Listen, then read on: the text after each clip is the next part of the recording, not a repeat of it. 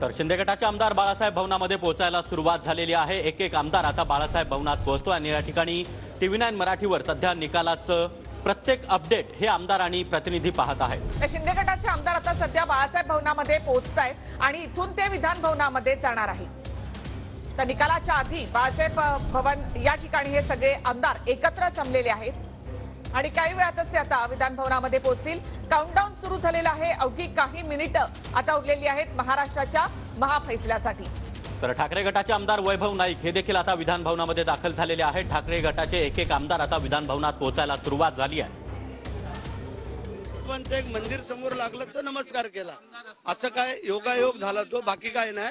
परंतु आम्ही जे चाललोय ते चांगल्या कामासाठी चाललेलो आहे असं आम्हाला वाटतंय। नक्कीच तुमची बाजू किती भक्कम आहे आणि ज्या काही कायदेशीर प्रक्रिया झालेल्या आहेत, जी काही फेर तपासणी झाली, तुमची सुद्धा झाली होती त्या ठिकाणी, आपण त्यावेळेला तिथं उपस्थित होतात सुनावणीच्या वेळेला, तेव्हा जे काही प्रश्न विचारले गेले त्याला सडेतोड उत्तर आम्ही देण्याचा प्रयत्न केला आणि त्या उत्तराच्या अनुषंगाने आम्हाला वाटतंय की हा निर्णय योग्य रीतीने चाललाय। सगळे जे नेते आहेत ते पायी पायी या ठिकाणी जात आहेत, स्वतः सुनावणीसाठी सुद्धा या ठिकाणी उपस्थित राहणार आहात आणि आत्मविश्वास आहे की विजय तुमचाच होईल।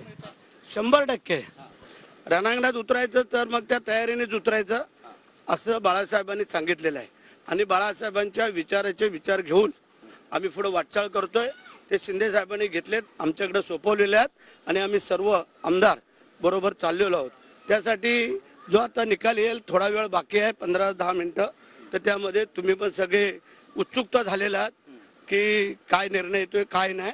पण आम्ही तुम्हाला आत्ताही सांगतो, जो निर्णय तो स्वीकारायची आमची तयारी आहे। आता मॅच फिक्सिंग होते, हे होते ते होते, आम्ही बोललोय का काय काही ना। तर त्यांना काय वाटतंय काय जाणवतंय म्हणजे ते त्यांचं त्यांना माहिती, तर त्यांना पण विचारा ना त्यांना। पण संजय राऊत म्हणतात मॅच फिक्सिंग आहे, दिल्लीतून सगळं ठरतंय, बरेच आरोप केलेत त्यांनी, लोकशाही धोक्यात आहे असं म्हणतात। स्वतः ते खासदार असल्यामुळे